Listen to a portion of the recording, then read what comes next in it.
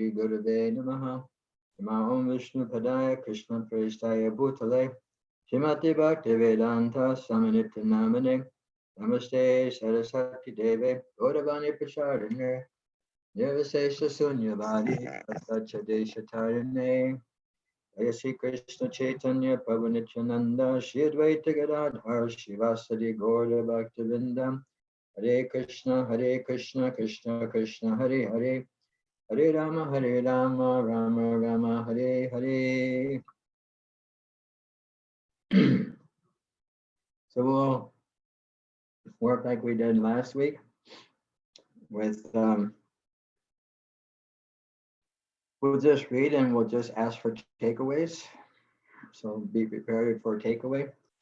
There also is a it was hard to resist because there's Govardhan retreat by His Holiness Satchidananda Maharaj and Borjan Prabhu today.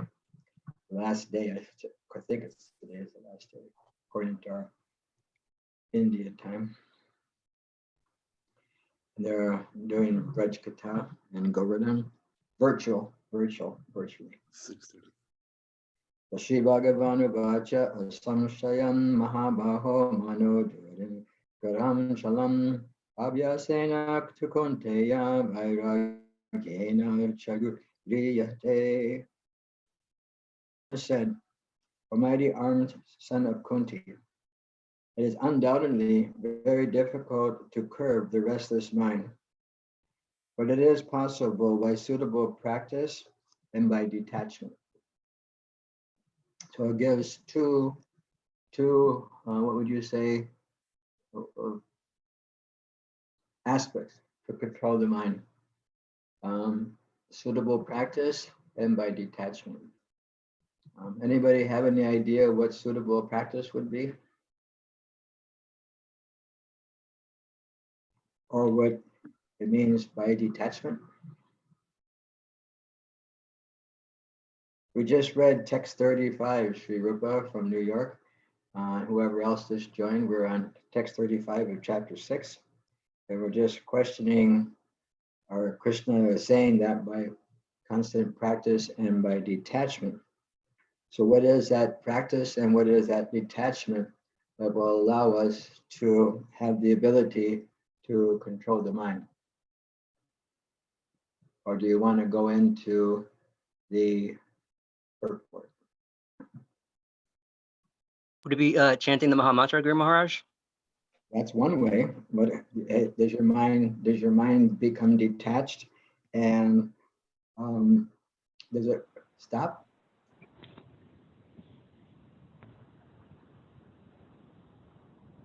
Mine doesn't stop yet. I'm still working on getting it to stop. I think it's the practical application, Maharaj, right? Yeah, practical application. The practical application, the idea of trying to fill every second of every moment with the essence of Krishna, to be able to be his emissary on a constant basis, because only through that kind of connectivity is it, in my understanding, is it possible to become divorced from this material life.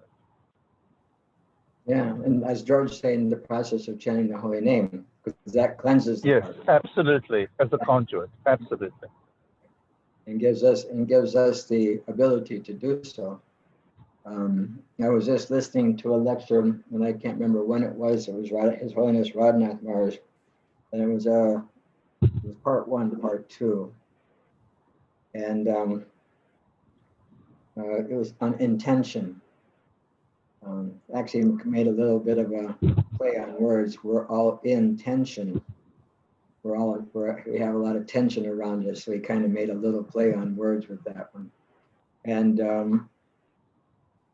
the simplest intention can create great things, or it can create evil things too. If one has a negative intention or a positive intention or a spiritual intention, it all can create different results.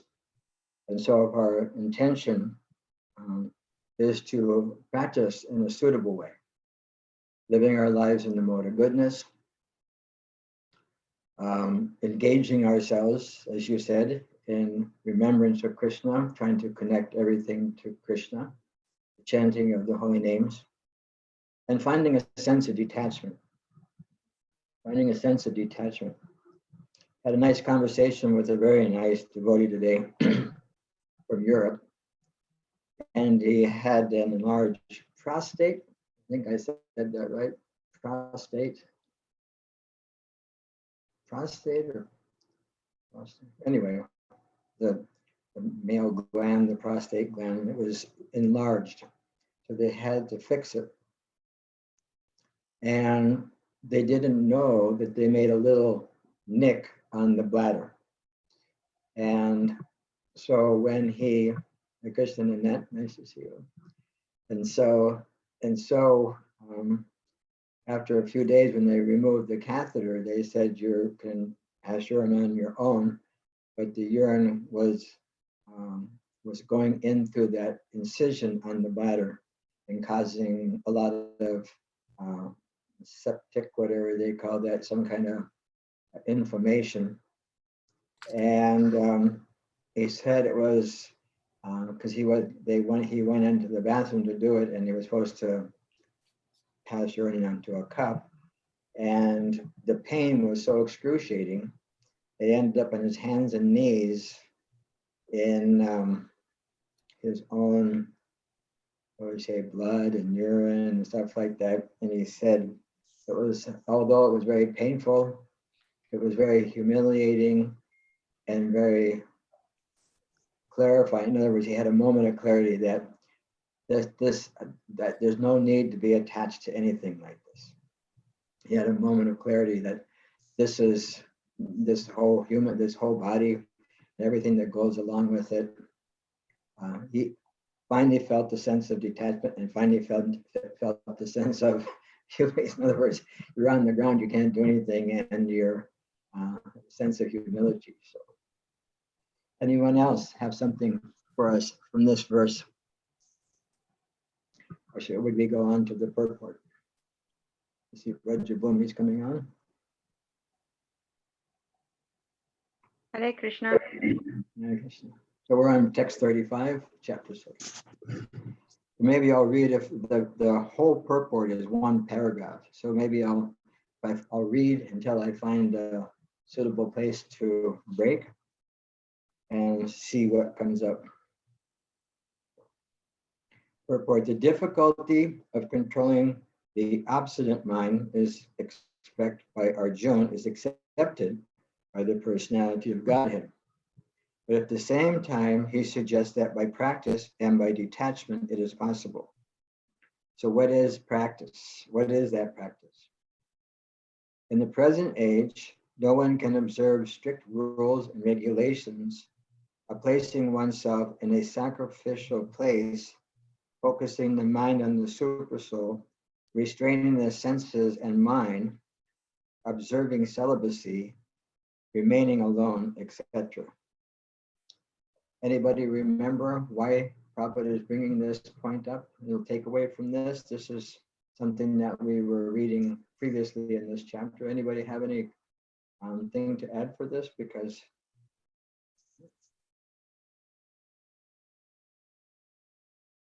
remember, these were some of the things that Krishna told Arjuna he had to do. Prabhupada is saying that in the present age, the strict rules and regulations, sacred place, focusing the mind on the supersoul, restraining the senses and mind, observing celibacy, remaining alone, etc. These were the practices that were being suggested, and Arjuna rejected them. Arjuna rejected that practice. I'll continue. By the practice of Krishna consciousness, however, as George and Brendan did, one is engaged in 9 types of devotional service. The first and foremost of such devotional engagements is hearing about Krishna. This is the very powerful transcendental method for purging the mind of all misgivings. The more one hears about Krishna, the more one becomes enlightened. and detached from everything that draws the mind away from Krishna. By detaching the mind from activities not devoted to the Lord, one can very easily learn vairagya. Vairagya means detachment from matter and engagement of the mind in spirit. Impersonal spiritual detachment is more difficult than attaching the mind to the activities of Krishna. This is practical because by hearing about Krishna, one automatically becomes attached to the Supreme Spirit. This attachment is called parashanyu bhava, spiritual satisfaction. It is just like the feeling just like the feeling of satisfaction a hungry man has for every morsel of food he eats. The more one eats while hungry, the more one feels satisfaction and strength.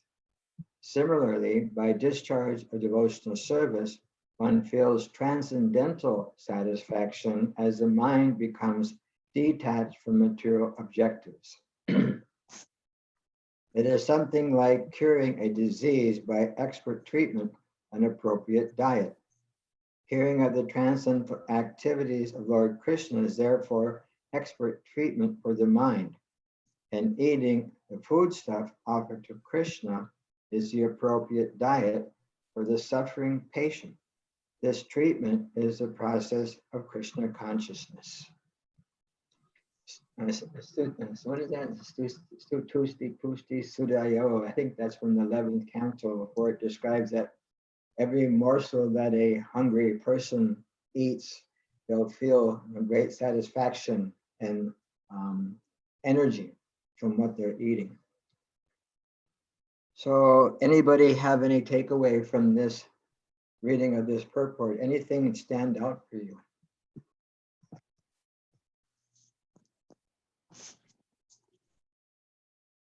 Should I call on people or should we just volunteer?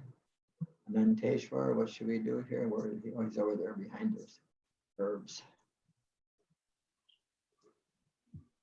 We can call up the names. Oh, call out the names. Permission. I guess we'll start with you. With you, Nanteshwar. What did you gather here?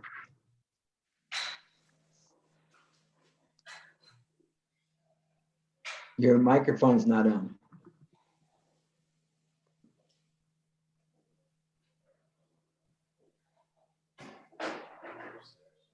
No, I was saying in the purport, Prabhupada says, by the practice of Krishna consciousness, however, one engages in 9 types of devotional service to the Lord. And in the first and foremost of such devotional engagement is hearing about Krishna. So unless and until we don't know, what happened? Unless and until we don't know that whom we are talking about, or whom we are trying to get attracted towards, then it doesn't make any sense. But by the help of the scripture, by the method of chanting, if we come to know who Krishna is, then detachment to the material world becomes easy, and attachment towards Krishna becomes also easy. Yeah, very nice. Anyone else? Nitai Gaur Sundar? Guru Maharaj? Yeah, George. You say I was just going to say, as it just makes me think of, as I become more and more Krishna conscious, I think back to how I used to be. And once upon a time, I was obsessed with horror movies. I enjoyed going out dancing. I read a lot of fiction books. And now when I even attempt to watch a horror movie, my heart's gotten so soft. It's disturbing. I can't even watch 10 minutes of a horror movie anymore. Fiction books. Scary movies. You used to like scary movies, huh? Those creatures from the deep lagoon. And like even reading fiction books like I used to, it's such a waste of time now to read fiction, you know? That's a nice example, huh? Nice personal example in our life, how that which was giving a so-called taste before, it no longer gives a taste. nice example. Somebody else? Looks like Nitai Gaur Sundar snuck out. He has a program. Is he still, did he sneak away? Yeah, he snuck away. He has a program at 8 o'clock at his house. He has to attend. Anything from you, Asmita? I don't want to know pressure, Asmita. Just anything come to mind? Maharaj, I think relating back to the attachment and detachment, like here it says impersonal spiritual detachment is more difficult than attaching the mind to the activities of Krishna. And so I think that as we become more and more into Krishna consciousness, detachment just comes like naturally, you know. And I like how it's so like it's such a sublime process. You don't even like when you look back you realize how much you've lost taste for the material things, but otherwise if you try to make a separate effort to do that artificially, it's much harder. Yeah, good realization, good thought. Yeah. In other words, that's Prabhupada always says, like the impersonalists, they try to say, no, nati, not this, not no. But in devotees, we just take on more and more. We just utilize everything in the service of Krishna, in the service of Krishna. There was I think I've told this group before, there was once a picture in the newspaper in India where somebody was trying to give, it's kind of a picture of one of the sadhus or something like that. Somebody's going to give him money and he was going, no. And Prabhupada said, you give me $1 million today, I'll spend it on Krishna and I'll ask you for another $1 million tomorrow. So I won't take anything for myself. You give me $1 million today and I'll ask, I can spend it on Krishna. And so, and like Ashmita was saying, and George, well, it says Ordehe up there. It says Ordehe, I'm just saying George. We're saying that automatically that taste goes away. And also detachment is described in the second chapter of the Gita, that when one gains a little bit of knowledge of the nature of something.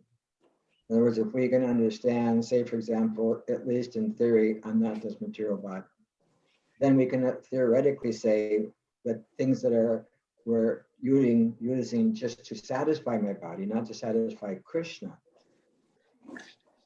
they aren't the true, they're not giving me the true satisfaction. We can theoretically know that. Then we can put that knowledge into practice.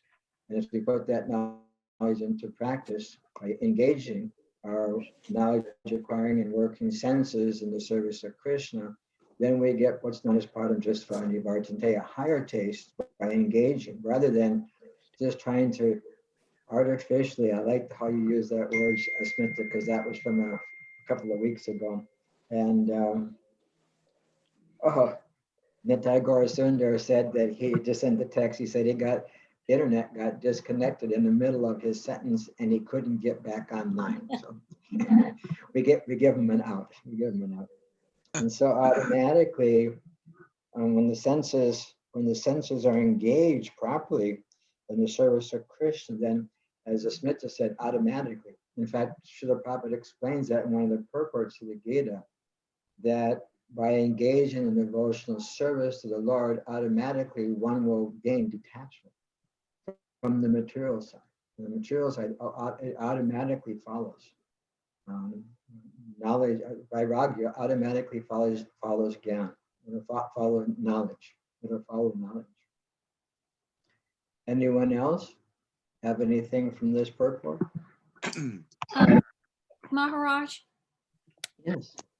I got in late and I'm hunting and fumbling around, but because this is one of my favorite topics, and I agree with Asmita a lot that this is really an experiential process. And I've mentioned that sometimes when I kind of go through life in this material world, I look at the things that I used to be attached to that I'm not attached, and I'm almost in disbelief that I had any attachment to any of that.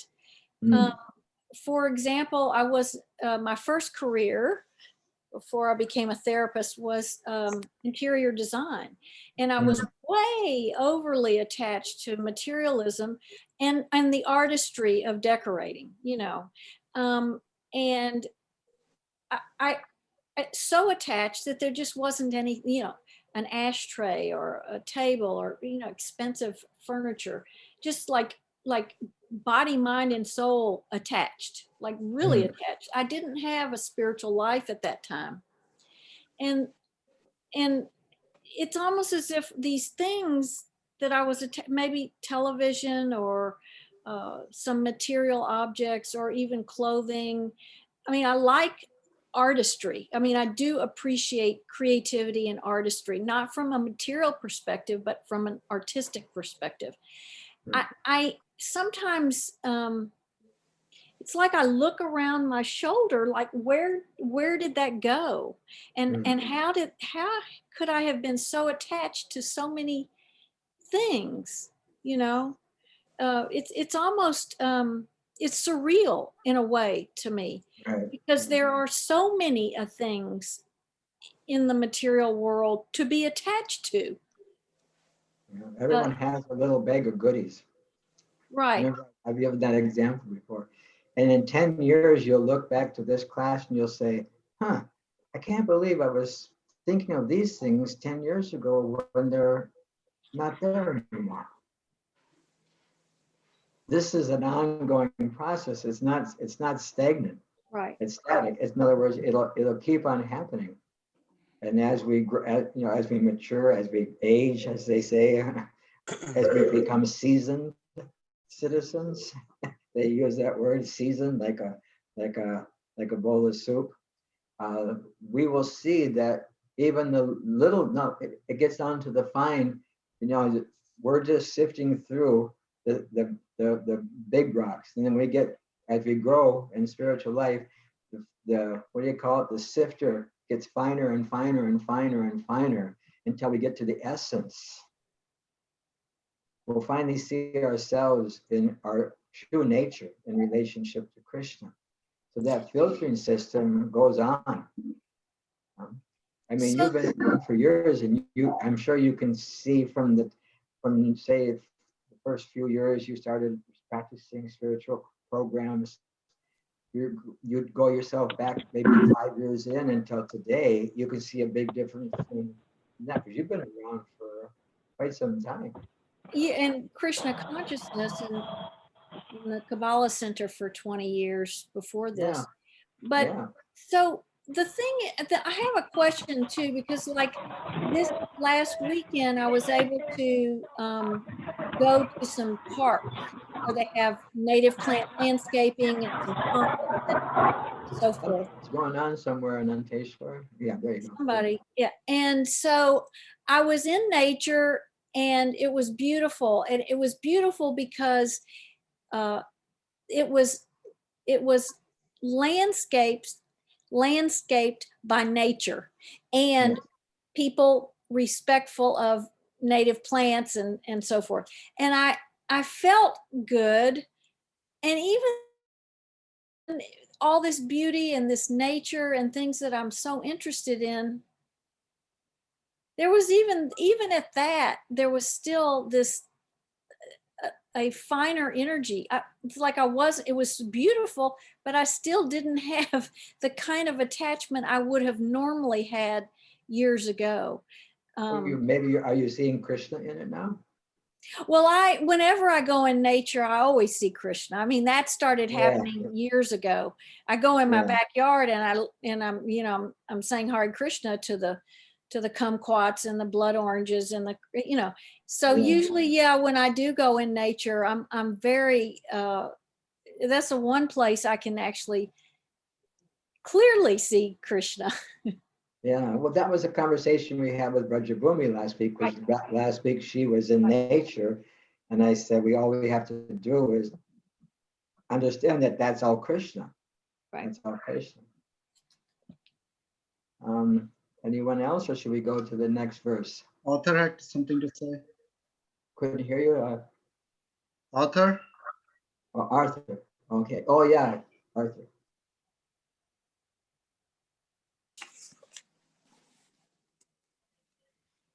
Oh, you undid the.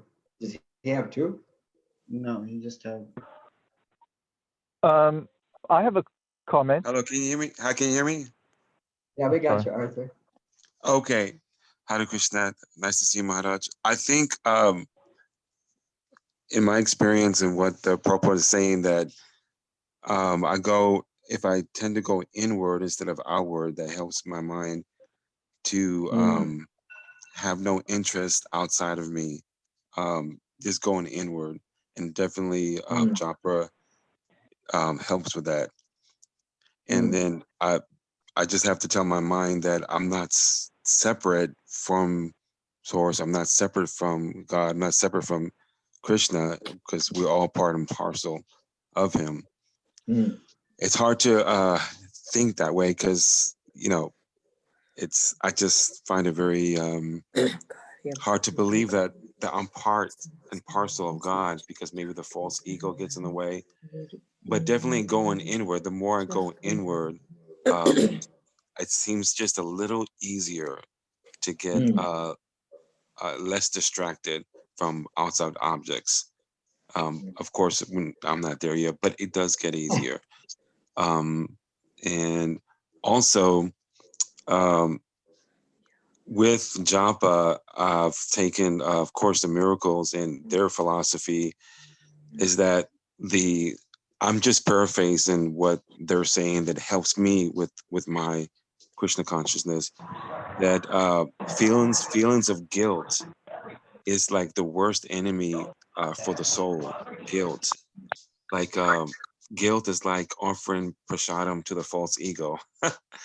That's just my take on it. So I have to, once I go inward and resolve that guilt feeling that I'm separate, it just makes it easier. And I think it must have a lot to do with it.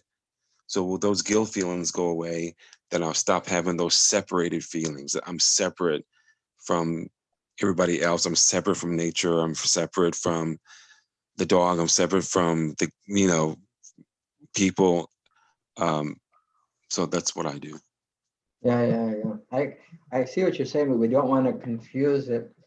We don't ever lose our individuality. This is one of the first things that Krishna tells Arjuna, that never was there a time that I did not exist, nor you, nor all these kings. We're always present.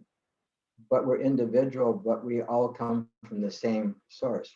And therefore, just like the cow, the Brahmin, the tree, the elephant, the dog eater, they're all have an individual soul. They just have a different kind of dress, like Vasamju Janani Yatavi Haya, that the body's like a dress. So I may be wearing saffron and gray.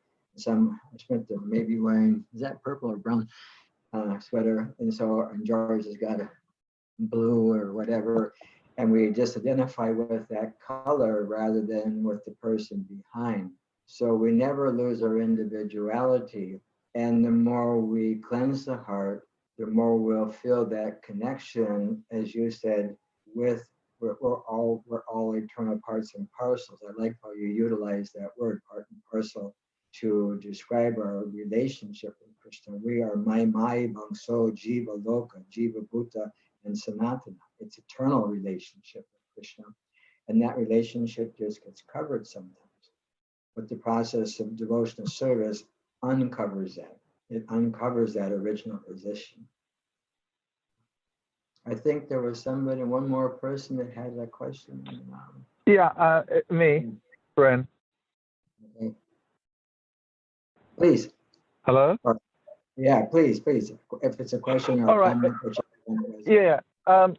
So it seems to me that there's an enormous paradox, right? In terms of becoming disconnected, but it's through becoming connected. So in other words, we become connected to the association with devotees. We become connected even more so. We hold on to, in terms of prasadam, we hold on to the books, right? So those things, and we hold on to the chanting, are the means to become disconnected. There's such an irony there, right? That if you follow the A, B, C, and D's, then you do become automatically disconnected, and especially in terms of those people that you that you are associated with, not devotees, non-devotees. Yeah. They seem to become less than, smaller than, not in a judgmental way, but you have, for me at least, I have less and less in common with those folks. I find myself it becomes very difficult to identify with them. Yeah. That's what happened to George Harrison. He said, when I started chanting Hare Krishna, then I found out who my real friends were. Right. He said, but I think it's by clinging onto those four principles that we can become separated. Yes, yeah. The spiritual path, that spiritual practices will increase our attachment to Krishna, and as that attachment to Krishna goes up, the material attachments automatically go down. It's both, the attachment to the material things is going down as the attachment to Krishna. So we're getting double benefit. It's not just, it's actually like, I don't know if you can see me. It's not just like this, it's actually like this, because they're waning as we're waxing in our spiritual practices.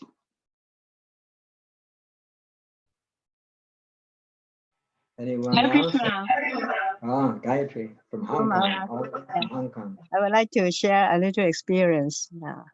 And I was very much impressed by one line in the purport, saying that hearing about Krishna is a very powerful transcendental method for purging the mind of all misgivings. Yeah, I noticed. So, yeah, I have joined Govardhan retreat these days. Oh, yeah. And, yeah. And then I was so fortunate to have a chance to have very good association with the senior devotees and the great souls. So right at the first day, I have already got some experience of purging the minds of some misgivings. So before, when I went to the dams, when I go to the Goshala or what, I don't feel that natural inclination for cows.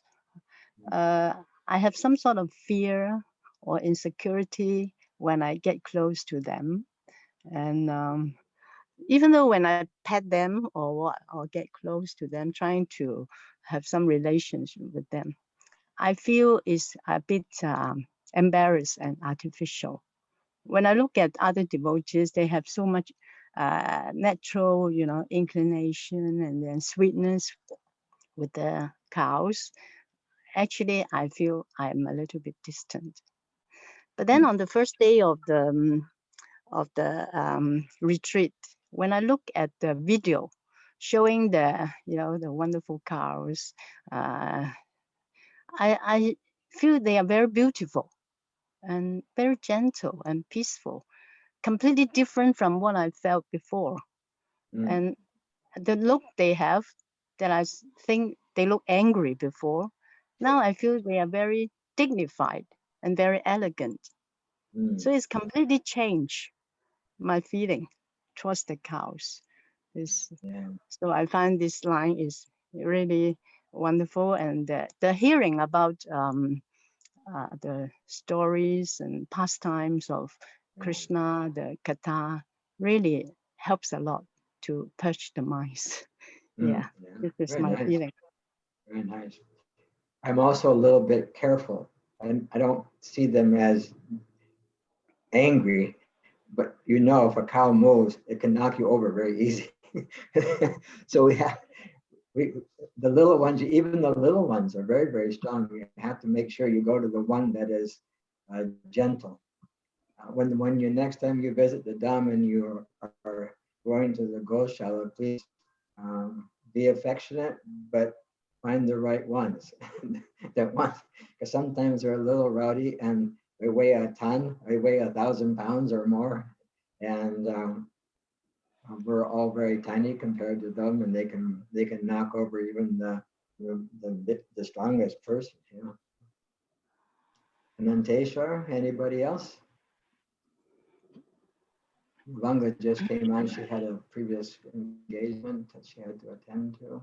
We're on text 35, though, Vanga, in case you hear Priti. Which one? There's so many Pritis. What Priti is that? I think Rajaprabhu Mataji.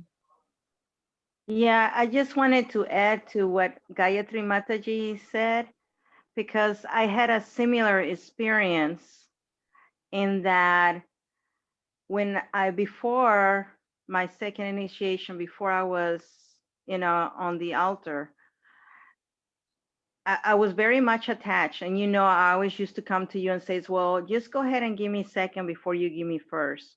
I know that was kind of offensive back then. I just wanted to be on the altar. But I did not understand my dear Lord Sri Giriraj. I just could not understand or comprehend. And I remember I felt so bad and guilty one day that this was like a decade ago, that I just kneeled down before him and I said, forgive me, for I do not understand you. I don't understand the attachment of devotees.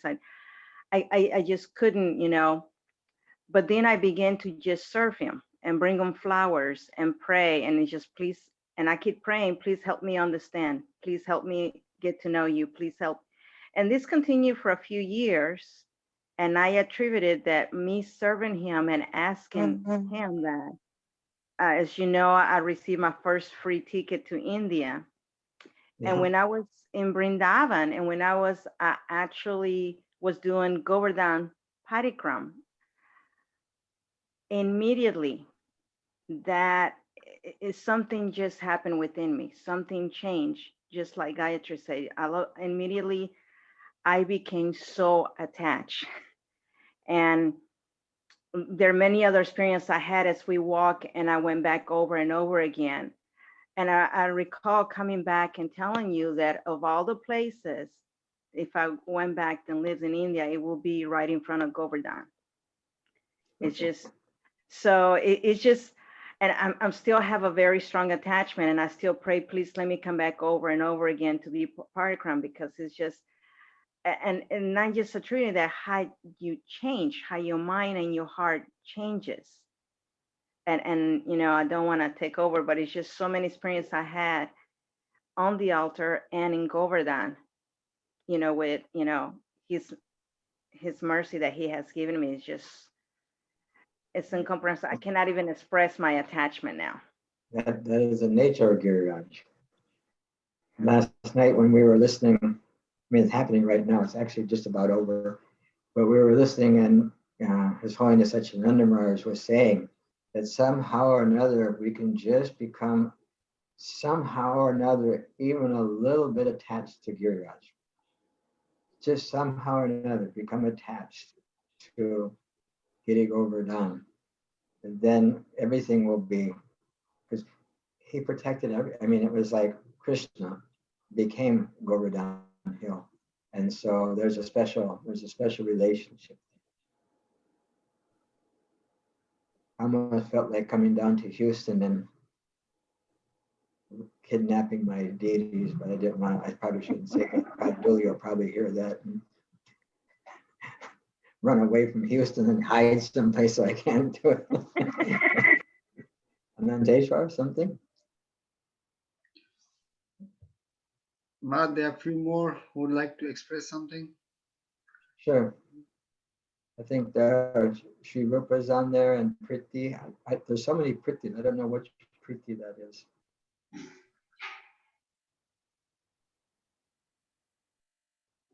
Oh, our Priti. You have to unmute yourself. Unmute, Priti. Yeah. And then Teshwar, can you unmute her? She's not unmuting. Why is it not unmuting? Looks like she's trying. Huh. Oh, there it is. I guess not. I just found out about your class. Oh, It came via WhatsApp, and I'm like, oh, they're already in chapter 6. I said, okay, let me see what I can do. Let me see how I can. Do you get the daily messages? I do. I mean, I get it through the Hare Krishna Northeast WhatsApp. That's about it. I'm not a part of, if you have your own personal WhatsApp, Japanese. I'm not a part of it. Okay. If you want, Lavanga can put you on. Sure. Lavanga, please add me to your list. Thank you. So what did you take away tonight, Kuntī? I joined at about 7:45 and everybody was discussing their attachments and detachments. And I was thinking about myself, and I'm like, I have taken everything for granted. Is because I've grown up in this environment. It's like, Krishna is another word. I mean, it's like, go with the flow. It's like get up in the morning, do your puja, do your thing. Mom said not to eat before you do your puja, and then the standard rules and regulations still going on. And I'm like, I should be really mindful of what I'm really doing. It's become so automatic, mechanical, that I need to come back and think as, okay, I should not take these things for granted. I'm aware, this is attachment. I should not do this. But it's not. Is it really attachment? Is it really detachment? What it is? It's like it was told. So it's like, okay, you shouldn't be attracted to this. You should be attracted. So it's like it's a frame of mind that is already being tamed through childhood, through guidance, and which is great because I'm quite fortunate that I've been guided from a very, very young age. And so now anything that I do, I check myself. I pay more attention. I read a verse twice. I really, really look into what is the real meaning. I know the meaning. This is that. Already know. I already have this notion. I know this. Okay, I know this. But I need to go back and check.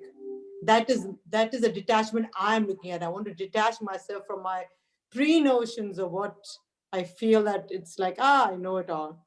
I want to detach and then start fresh. You know what I'm saying? Yeah. It's like, what is my current view is what I'm looking at now. There you go. Nice. Very nice. I don't know if that's good or bad, but it's good because Srila Prabhupada mentioned many times, even the Bhagavatam mentions that when you read the scriptures and the Gita and the Bhagavatam, you always get newer and newer realizations. Agreed. There's up until the passing of His Holiness Bhakti True Swami, when I changed my readings to just all the devotees' writings on Srila Prabhupada, I was reading a certain number of pages, and I would read the Gita like every month or 2 months, whatever it was. And every time I read it, I would think, there's no way that I didn't read that before. How is that? How is it possible that I don't remember reading that? Because I've read it so many times. So there's always, in every reading, we'll always find something. We'll always find something. So I've also realized that everybody thinks,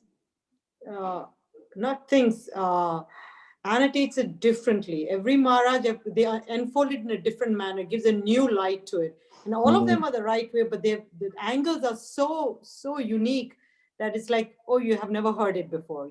We should go back and revisit. I agree. There you go. Yeah. I agree. Yeah.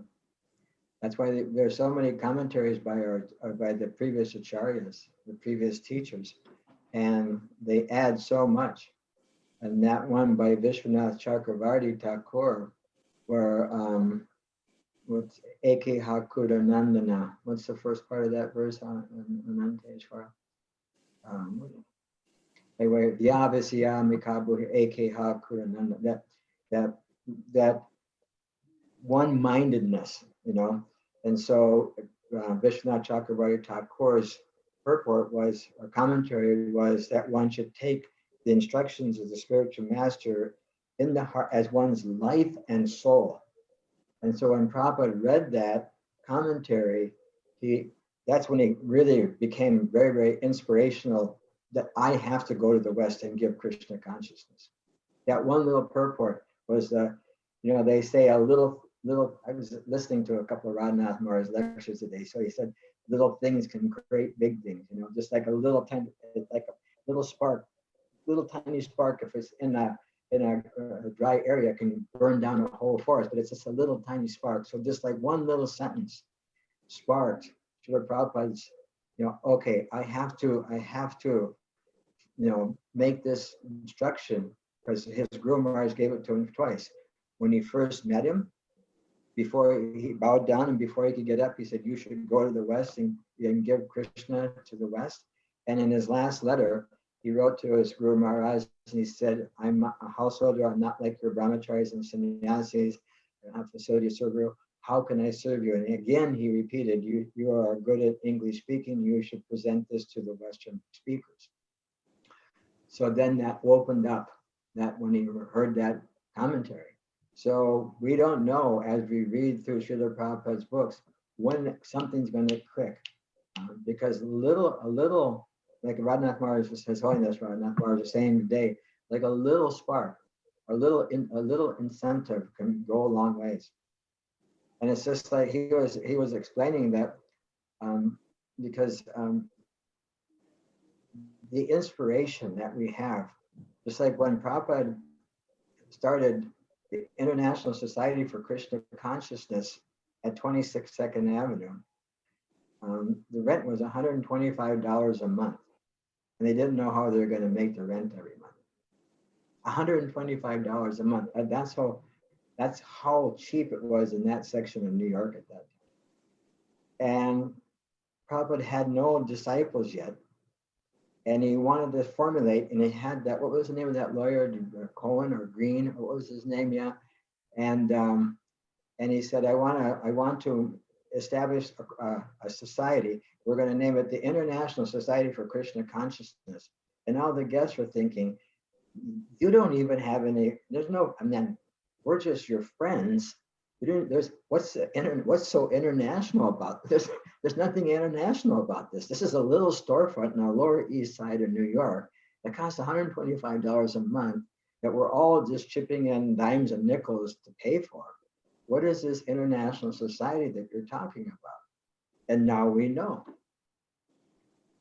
Now we know. Just like the seed of a banyan tree, what is it? It's like a cumin seed or a mustard seed or something, like a mustard seed. But this huge tree comes out of it. So that seed of inspiration, that seed of devotion can be ignited at any moment in any one of us. And so the hearing process, and the Bhagavatam prescribes submissive oral reception.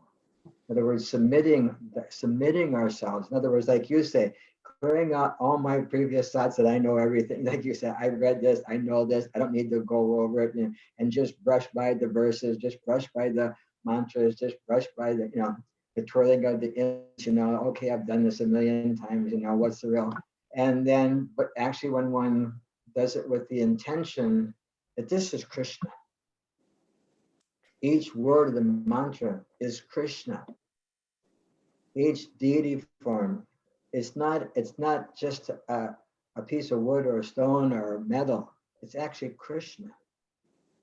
She's actually there. And the more we're in tune with his being there, the more in tune we'll be to being with him. So it's a reciprocal thing. As one surrenders unto me, I'll reward them accordingly. And everyone follows Krishna's path, either directly or indirectly.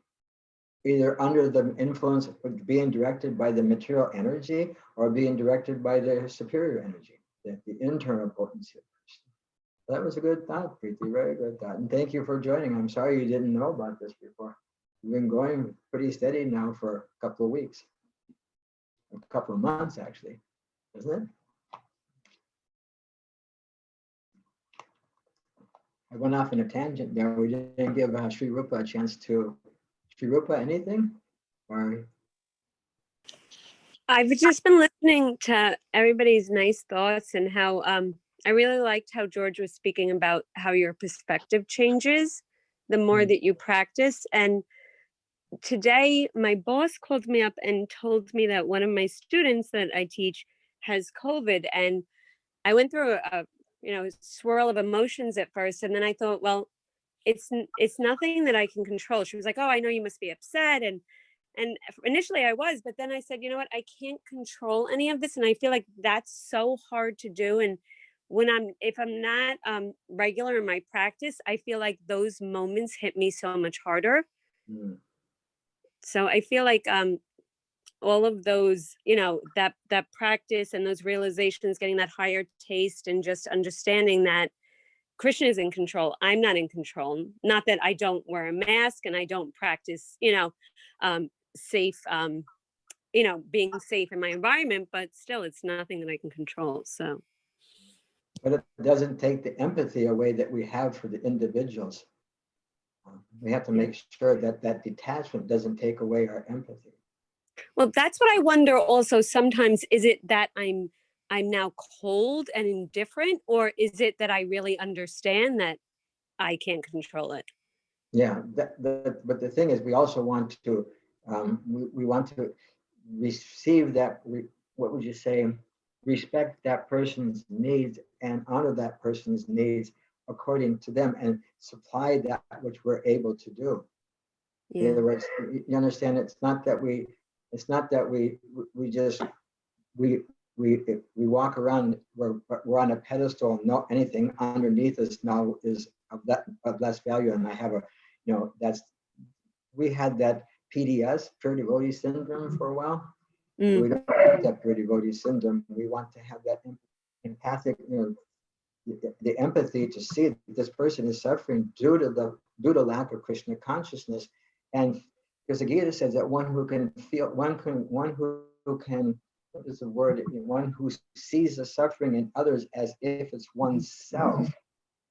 That's the way a Vaishnava or a devotee feels. He feels that suffering. So that young child now is under the, what would you say? I don't know what the word is, influence or the effects of the COVID. And so we can empathize with that and pray for his or hers, I don't know if it's a boy or girl, their ability to sustain and maintain. Yeah. Well, it was not that I didn't have empathy for my student. Of course, I feel horrible and he's asymptomatic, so he's not experiencing symptoms, but of course my heart still breaks for him. But just, she felt like I would be upset because I felt like I was in danger. And I didn't really feel like, I said, well, I'm okay. I'm okay. She's like, I know you're probably upset because, you can get COVID, you can give it to your family. And I feel like till there's something to worry about, I'm not really going to worry because I can't control it right now. Yes. And worry only diminishes we have any doctors on the call tonight? Worrying only diminishes your immune system, as far as I remember. Stress, worry, all those things, they diminish our what do you call it? Our natural defenses. Yeah. So yeah, it's difficult. I would say it's a challenge for us to remain empathic or sympathy and empathy for people when we can see them creating their own situation. I think was it this group that Brahmatirtha talked? We were talking about empathy, or in not being judgmental, and at the same time having empathy for the person. In other words, that was this group, right? And so we were explaining that he saw the friend, the electrician or whatever was, smoking a cigarette, rather thinking, oh, that stupid idiot, you're gonna get one. No, but he thought, oh man, it's so unfortunate that no child will ever smoke a cigarette on his own. The little kid will never pick up. If he picks up a cigarette and takes a puff, he'll never. He'll not enjoy that.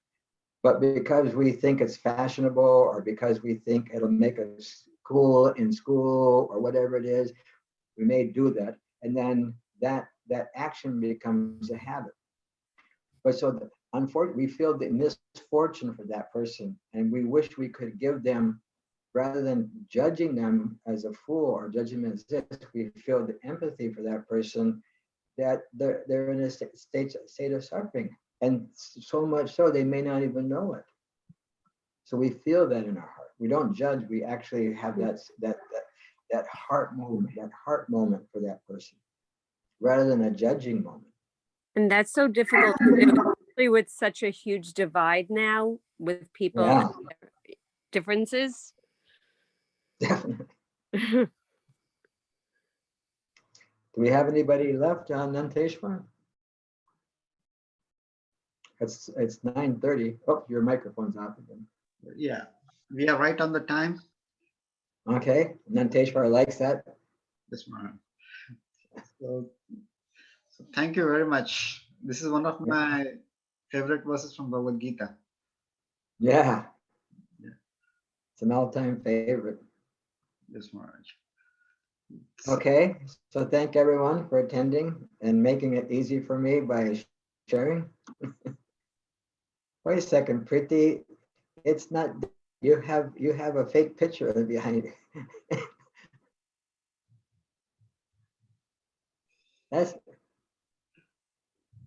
It's just a painting of the entrance of a palace temple. It's in the rain, people are going inside. Okay. I was just thinking, wait a second. She's in Dallas. It can't be daylight there. It's dark in my house. I'm sitting in my dining room and dining table, and there's a image behind me. I've sat at that table.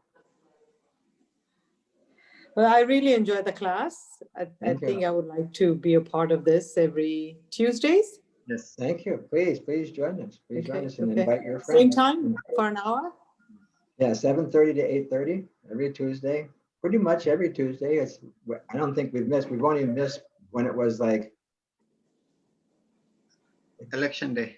No, election. No, the debate day or whatever it was. Okay. Hopefully we're through with all that pretty soon. Okay. Everyone, wonderful to see new faces. Yeah. I've never met Nanette Hashnek. Is that your name? Yeah. Asmita, I've seen you at the temple. Yeah. Nice to see you, Shirade. Yeah. Lavanga, always good to see you. I think you must know. Are you still